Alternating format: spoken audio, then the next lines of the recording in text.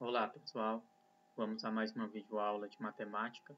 Hoje nós abordaremos as noções de conjuntos e antes de partirmos para os conteúdos, se você não é inscrito, se inscreva, deixe o seu like.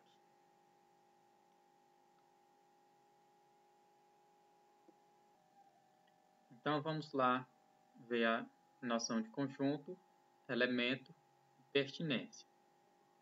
Bom, na teoria dos conjuntos, três noções são aceitas sem definição, isto é, são consideradas noções primitivas. Então, nós temos as noções que não têm definição. A noção de conjunto, a noção de elemento e a noção de pertinência entre elemento e conjunto. Ambas essas noções não possuem definição, ou seja, são noções primitivas, onde a gente vai somente aceitar. É como a noção de ponto e reta. Não tem definição, então a gente somente aceita como verdadeiro. Então, a noção matemática de conjunto é praticamente a mesma que se usa na linguagem comum, ou seja, a noção de conjunto é o mesmo que agrupamento, é o mesmo que classe, é o mesmo que coleção e é o mesmo que sistema. Então, vejamos alguns exemplos de conjuntos. Então, nós temos aqui o conjunto das vogais, conjunto dos números ímpares positivos, conjunto dos planetas do sistema solar, o conjunto dos números naturais, por exemplo. Então, veja aqui que nós vamos fazer a coleção das vogais e depois nós vamos fazer um agrupamento, por exemplo, dos números ímpares positivos. Então, vai ficar o conjunto aqui das vogais. Então, a gente vai fazer A, E, I, O e U. Conjunto dos números ímpares positivos vai ficar 1, 3, 5, 7, 9 e segue ao infinito. Os números ímpares são infinitos. E o conjunto dos números do sistema solar, nós temos Mercúrio, Vênus, Marte, a Terra e segue com os outros planetas. Temos também o conjunto dos números naturais, que ficaria 0, 1, 2, 3 e até o infinito. Então, nós agrupamos as vogais e formamos um conjunto. Então, esse conjunto vai ser o agrupamento das vogais, o agrupamento dos números ímpares. Então, cada membro ou objeto que entra na formação do conjunto é chamado de elemento. Então, cada membro ou objeto que entra na formação do conjunto. Então, nós temos aqui que esse Azinho é o elemento do conjunto das vogais. O I também é o elemento do conjunto das vogais. E o 9, ele é o elemento do conjunto dos números ímpares positivos. A Terra, por exemplo, ela é um elemento do conjunto dos planetas do sistema solar. E se segue com os outros. Por exemplo, 7, ele é o elemento do conjunto dos números naturais. Então, essa é a noção de conjunto, que vai ser um agrupamento ou classe de objetos. E elemento vai ser os termos ou os objetos que estão dentro do conjunto. Então, vamos a algumas observações. Um elemento de um conjunto pode ser uma letra, um número, ou então um nome e etc. Como vimos no conjunto dos números das vogais. Conjunto das vogais, nós tínhamos letras. Conjunto dos números naturais, nós tínhamos número. E o conjunto dos planetas, nós tínhamos nome. Bom, é importante notar que um conjunto pode ser elemento de outro conjunto. Nós vamos dar uma ênfase nesta observação em aulas futuras. Por exemplo, dando um exemplo, você tem um conjunto de números naturais. O conjunto de números naturais é o 0, 1, 2, 3, 4, 5, 6. Mas quando nós fizemos anteriormente o conjunto dos números ímpares, que ficaria o 1, o 3. Observe que esse conjunto dos números ímpares, nós podemos colocar ele dentro do conjunto dos números naturais, sendo ele um elemento aqui dentro. Então, nós podemos fazer isso. Nós vamos destacar isso em aulas futuras.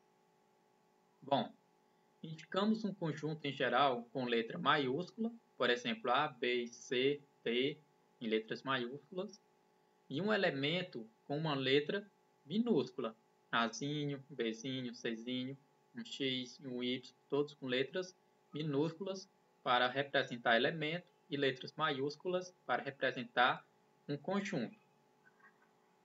Então, vamos ver o que é a relação de pertinência, já que vimos que é conjunto e o que é o elemento. E a relação de pertinência? Bom, seja A um conjunto e X um elemento desse conjunto, se X pertence ao conjunto A, então nós vamos escrever que X pertence ao conjunto A. Esse símbolozinho nós lemos ele pertence. Então fica X pertence ao conjunto A. E caso contrário, para indicar que X não é elemento de A, escrevemos que X não pertence ao conjunto A. Ou seja, basta cortar o símbolozinho do pertence. Então fica X não pertence ao conjunto A. Então a relação de pertinência ela se dá de elemento para conjunto. Então a relação de pertinência vai dizer se um elemento pertence ao conjunto ou não. Então a relação de pertinência se dá de elemento para conjunto. Por exemplo, nós podemos colocar elementos dentro de uma região circular fechada e nós vamos chamar essa região como conjunto A, com a letrinha maiúscula.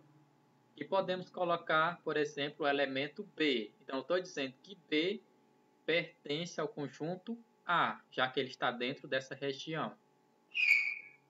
E o elemento A, como ele está dentro da região, ele também pertence ao conjunto A. Assim, também o elemento C pertence a A, porque está dentro da região, mas o elemento D ele não pertence ao conjunto, já que ele está fora dessa região. Então, nós dizemos que Azinho, o elemento A, pertence ao conjunto A, o elemento B pertence ao conjunto A, o elemento C pertence ao conjunto A, mas o elemento D não pertence ao conjunto A. Então, vamos ver a descrição de um conjunto. Utilizamos dois recursos principais para descrever um conjunto e seus elementos. Podemos numerar, que é citar os elementos, ou então escrever esses elementos, foi quando nós fizemos o conjunto das vogais. Nós escrevemos os elementos A, E, I, O e U. Então, nós escrevemos os elementos. Ou então, nós vamos dar uma propriedade característica dos elementos. Então, vamos ver cada um dessas descrições. Então, primeiro, a descrição pela citação dos elementos. Quando um conjunto é dado pela enumeração de seus elementos, devemos indicá-lo escrevendo seus elementos entre chaves. Ou seja, pegando os conjuntos citados no início da videoaula, então nós temos o conjunto das vogais, ficaria todos os elementos entre chaves, certo? Nós vamos colocar ele entre chaves. E o conjunto dos números ímpares positivos também entre chaves, e não esquecer as reticências para dizer que o conjunto é infinito. O conjunto dos planetas também entre chaves, e o conjunto dos números naturais também entre chaves. Ou seja, aqui nós citamos os elementos, ou seja, nós estamos vendo aqui quais são os elementos do conjunto das vogais, por exemplo. E aqui nós estamos vendo, citamos os elementos do conjunto dos números naturais. Continuando sobre a descrição pela citação dos elementos. Esta notação também é empregada quando o conjunto é infinito, ou seja, infinito que não tem fim. Por exemplo, este conjunto, nós temos 1, 3, 5, 7, 9. Nós colocamos os primeiros elementos para deixar bem claro de que se trata esse conjunto, ou seja, se trata do conjunto dos números ímpares. Observe a sequência 1, 3, 5, 7, 9, 11 e vai seguindo ao infinito, ou seja, ao conjunto dos números ímpares infinitos. E vamos colocar entre chaves. E aqui nós temos outro conjunto, o 2, 3, 5, 7, 11 e o 13. Nós colocamos os primeiros elementos para dar uma ênfase de que se trata esse conjunto, ou seja, se trata dos números primos. E vamos colocar entre chaves e colocar as reticências, porque são infinitos os números primos. E ainda temos um caso particular, quando você tem número decimal sendo elemento, ou seja, aqui você tem 1,2, 1,3, 1,4, 1,5. Observe que no exemplo anterior nós separamos os elementos com a vírgula. Só que aqui agora a vírgula ela faz parte do elemento. Por exemplo, 1,3 é o elemento. Então, como é que nós vamos separar do elemento 1,4? Nesse caso, nós vamos utilizar o ponto e vírgula para separar os elementos, já que a vírgula aqui já está sendo um elemento 1,4. E entre chaves, porque nós estamos citando os elementos. A mesma notação também é empregada quando o conjunto é finito, ou seja, os elementos ele têm um fim, porém com uma grande quantidade de elementos. Então, como é que ficaria? Nós temos aqui todos os números inteiros que começam do 0 e vão até o 500. Então, nós vamos começar com alguns exemplos. Para não ficar um conjunto muito extenso, nós colocamos as reticências e colocamos o último elemento. Então, aqui fica subentendido que são todos os números inteiros de 0 até 500 e vamos colocar as chavezinhas, já que estão citando os elementos. Ou ainda, nós temos aqui, por exemplo, 1, 2, 4, 5 e o 10, por exemplo.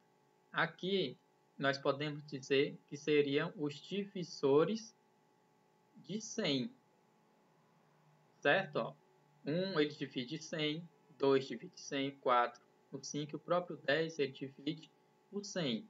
Então aqui nós podemos dizer que seria o conjunto dos divisores de 100. E claro, ficou faltando bem aqui o último elemento do conjunto, que é o 100. Então 100 divide ele mesmo, 100 dividido por 100 dá 1. Então, vamos ver a descrição por uma propriedade. Quando queremos descrever um conjunto A por meio de uma propriedade característica P de seus elementos, escrevemos.